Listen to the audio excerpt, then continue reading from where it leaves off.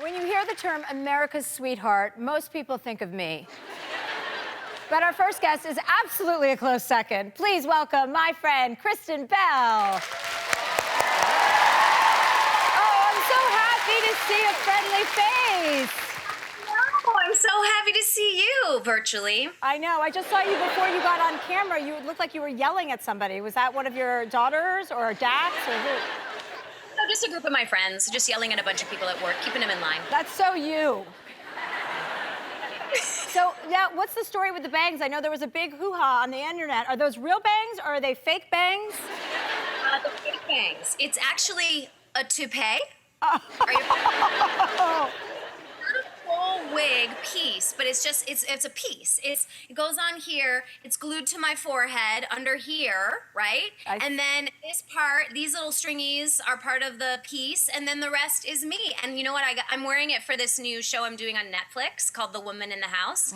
And I gotta say, I've like fallen in love with it, and I desperately want bangs, but my husband has said before that a man's only job is to make sure that his partner does not get bangs. So I guess I'll get them if I can find the scissors, because he knows I want them, and I think he feels like he should stop me because he doesn't want to hear me complain 6 weeks from now that I'm trying to grow them out. Yeah, but I just feel like with Dax, like he owes you so much, right? You know, I mean, didn't he just buy a motorhome and park it in your front yard? Yeah, he did, Chelsea. He was very excited to get a motorhome. We go motorhoming a lot. We like camping and stuff. I didn't realize it was going to be like in the front window. I mean, that's literally you look out from the dining room table, the kitchen table, that's what you see. Her name is Big Brown, and it's more of I guess an art installation in the yard now. So I don't know if we'll actually take it out, because he literally loves, every morning he opens the curtains at breakfast and just stares at her. He's like in love with her. And he actually installed septic and electric right next to her so that it would be just a full running like guest house. So I don't know if he's planning on like escaping in there or people come stay. I guess we've got a little apartment on our front lawn. Yeah, because you guys just moved into a new house too, and then he has to litter it with that. Yeah. Yes, he does. And that's marriage, you know? That's the compromises you make in marriage. I got to pick out the furniture, and he got to put a motorhome on my front lawn. I think a nice meeting in the middle and a compromise is that you only go in that trailer home when you have your bangs on. Okay, that's fair enough. That's fair enough. So the last time Dax was on the show, he showed a picture of you peeing in his brand new car, which I guess is it's a problem that we share, so I wanted to bring it up, because I also urinate a lot when I laugh too hard. Yeah. Are you just urinating for urination purposes, or are you laughing too hard and urinating? I think why I did it was I had a lot of water. That's my first guess. But here's the other thing is, what I've realized, because I pee a lot in the car, I usually bring a mason jar because I know myself. If we go anywhere and I'm told I can't go to the bathroom, I immediately have to pee like more than I've ever had to in my life. I don't know if it's like a challenge thing, but if we go on a road trip, that place we had like driven to the beach just to see the ocean, and it's a pandemic, so I can't really just, use the public restroom. So I brought my mason jar because I knew I'd have to pee.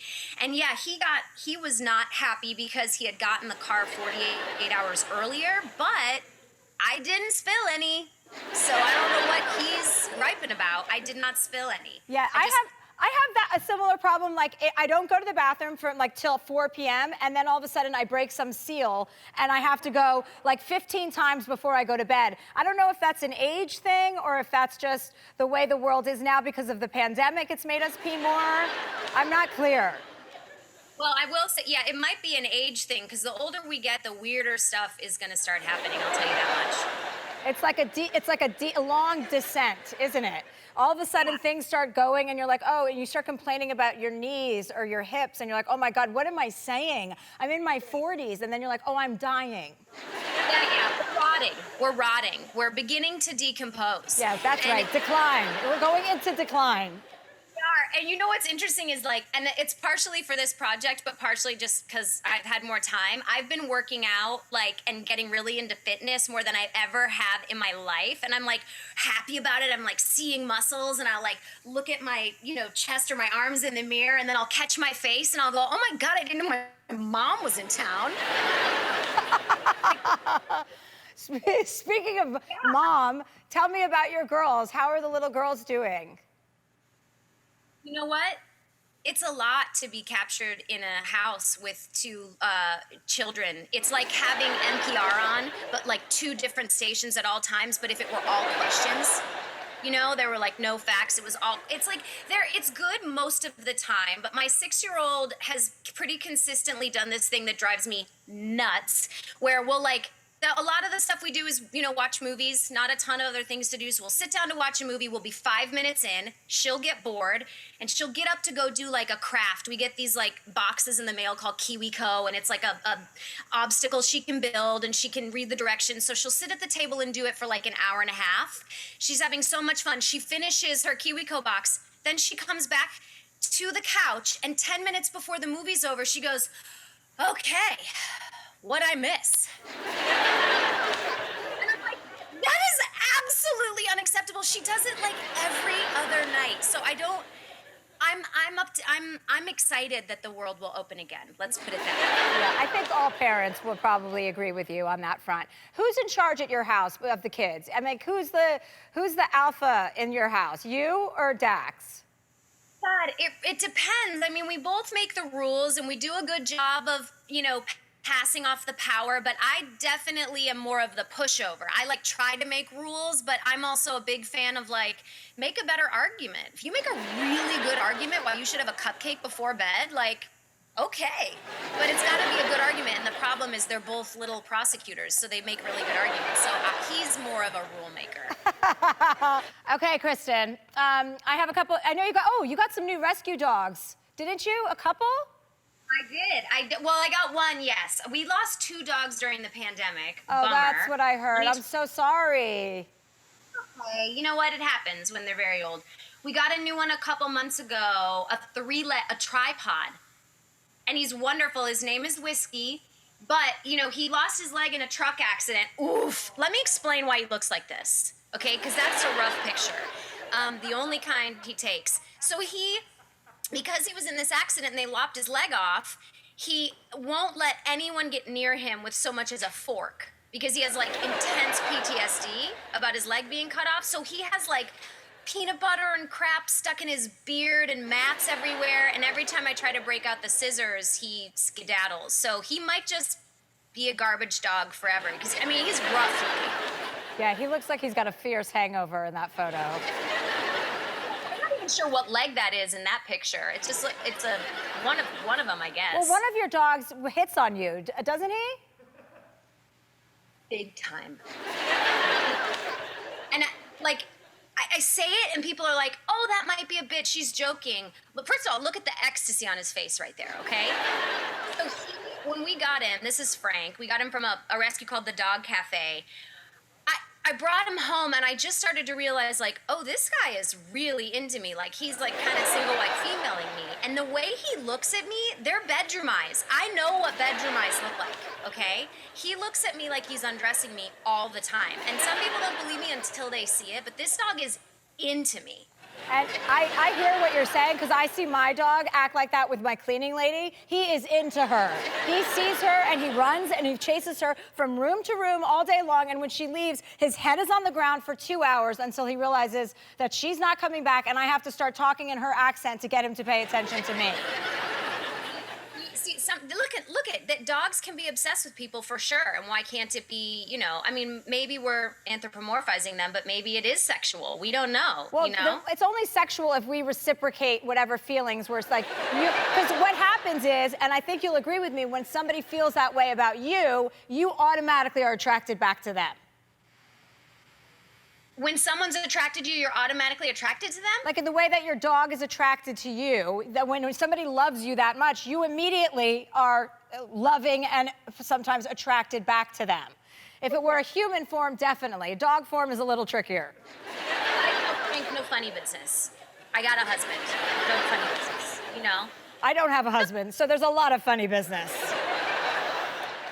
Funny business. I love your funny business so much. Can I just say how much I love your nudes? Oh. No, sincerely, because it's one thing to post a nude, and it's quite another to post a nude and promote literacy.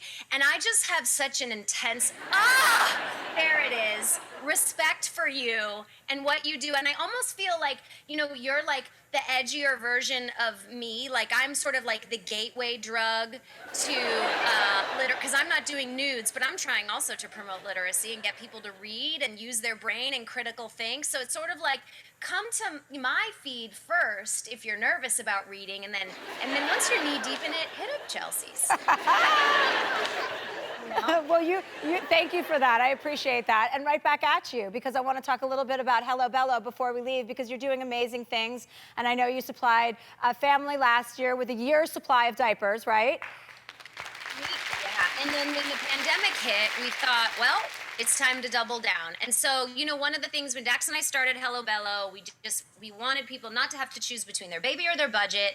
And we created a great product at a very fair price. And we were like, before the pandemic hit, let's give away a week's worth of each week a year's worth of diapers. And then during the pandemic, we were like, we gotta go all in and really help as many people as possible. And I think giving is really powerful, especially when you can do it. I get that feeling a lot. But we wanted to, so we're choosing a family every week at Hello Bello to get a year's worth of diapers and any baby supplies they need. And then that family is allowed to choose another family that they want to give to. So we're just trying to help as many people as possible, spread the giving so that we can take care of each other and heal after, the mega dumpster fire. 2020. Good for you, and love that. I love that. We'll be right back with more Kristen after this. Okay, and we're back with Kristen Bell. So, Kristen, we've had conversations in the past about cannabis and about CBD, THC, blah, blah, blah. So I was really excited to hear about you coming out with your own brand, your own line, Happy Dance. So what got you into CBD cream? Well, like you, again, CBD is it's a strand of the marijuana plant. And again, I'm the gateway to you, I feel like. So you're into the THC biz, which I love. And CBD just improved my life. It really did. And I like, as a sort of budding entrepreneur, to leverage my ability and bring great products to people. And my goal with Happy Dance was really just to sort of demystify the space of CBD, that it's the part that won't get you high, but create trusted CBD products more widely accessible to people everywhere. And it's improved my life. It really just makes me feel like I'm setting the, temperature gauge to exactly the right number in my life. It makes me feel so good. And so we have 3 products. We have a body butter. We have a coconut melt, which is like a great all-purpose. I take my makeup off with it. It's awesome. And a bath bomb. That's cute. And now they're available at Ulta everywhere, and it's doing really well, and I hope that it helps a lot of people. I love all your brands. I love how productive you are.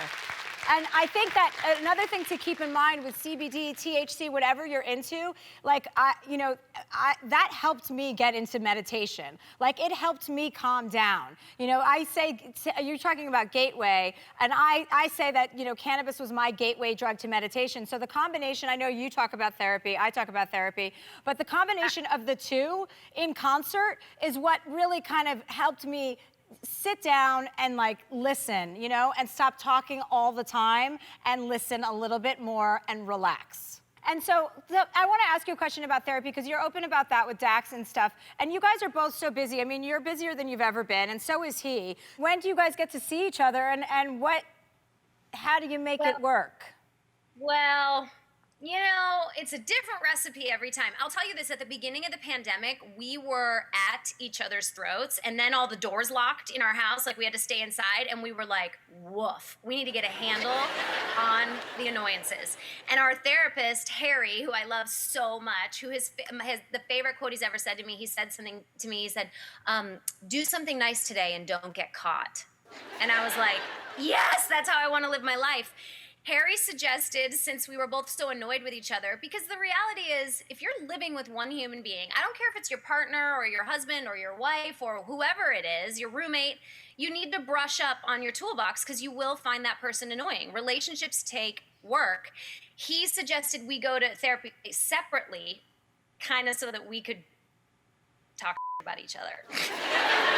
And we did, and it's been great. So I do, currently right now, what we've been doing the last couple months is, every 2 weeks or so, I'll see Harry via Zoom and complain about Dax, and then he'll give me all the reasons why I'm wrong, and then Dax will do the same, and then by the time we meet up in the evening, we love each other again because our toolboxes are bigger. It's like a very safe, when you have a third party moderating any disagreement, it's always a safer place, because when two people are talking defense mechanisms and cortisol and all that stuff, it just messes up the solution. Yeah, you always need a third party. Even if you're single, you need a third party to mediate between all of your personalities. Thank you so much, Kristen, for being here. I miss you. I miss your face, and I'm so happy to see it. For more info about where you can find Hello Bello and Happy Dance, go to Ellen's website, and we'll be right back. Hi, I'm Andy. Ellen asked me to remind you to subscribe to her channel so you can see more awesome videos, like videos of me getting scared or saying embarrassing things, like ball peen hammer, and also some videos of Ellen and other celebrities, if you're into that sort of thing.